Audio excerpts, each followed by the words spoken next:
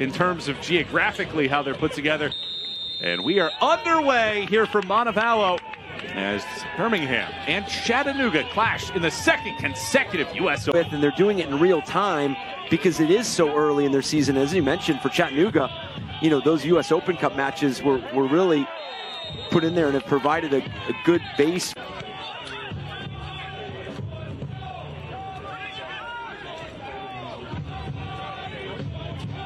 Birmingham wearing the gold, and then, albeit it's early in the regular season, but do you bring out something that you've been working on in the training ground, something you haven't yet tried? Morty Takas in this tournament. Their first round match against Brockton, they led 2-0 early in that one and then conceded in the 89th minute. They gave up one in stoppage time, went to extra time, and waited until Papa Mensah, coming off the bench, scored in the 116th and 100. Been looking for, but they're asking a lot of different questions. But right now, Chattanooga has an answer to those questions.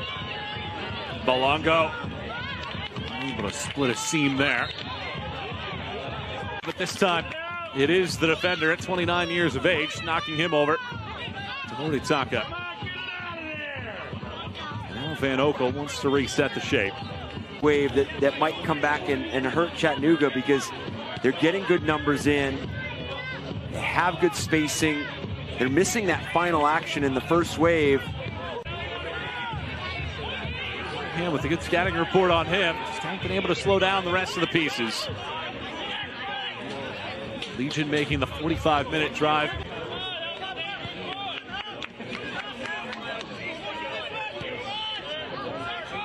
Crowd here tonight. You can always expect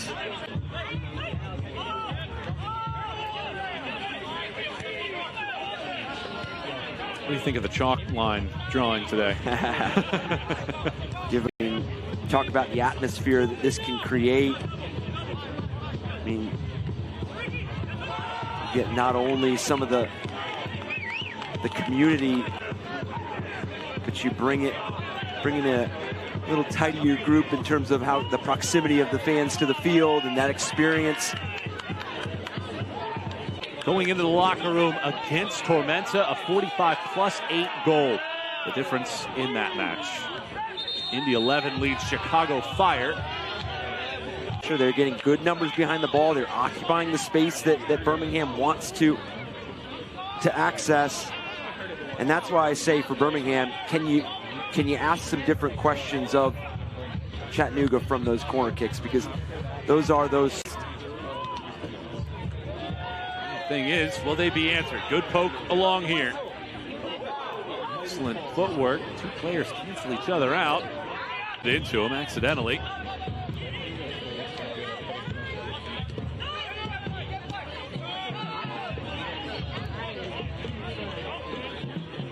And Fala gets on the end of it, and it's really been the most dangerous chance of the match and proves to be the difference maker. Back corner, couldn't find it. Lefty. Pivot here, Lukic. Drops it off, Mensah. And for Scott McKenzie, if his side can close out this first half up 1-0, they're going to feel really good about plan A, because those windows to play in a bit tighter, make them a bit more uncomfortable.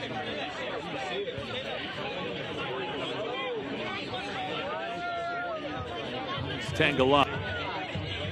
Scott McKenzie's biggest point was he wants Birmingham to beat them.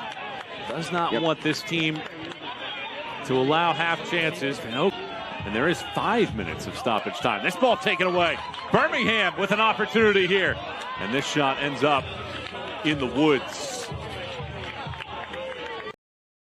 But they're just missing that clear-cut opportunity. I know I've said it a lot in that first 45, but all this possession and all these chances created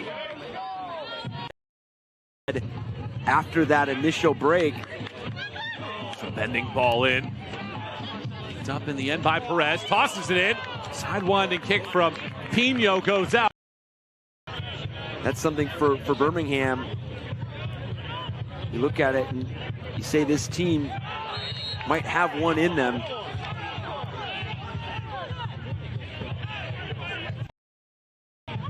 How do you get a bit more sustained possession, be on the ball? Birmingham takes it away. Pasher. Right-hand side. Numbers starting to get into the box, but this pass doesn't find anybody. Pino raises his hand, said he wanted it.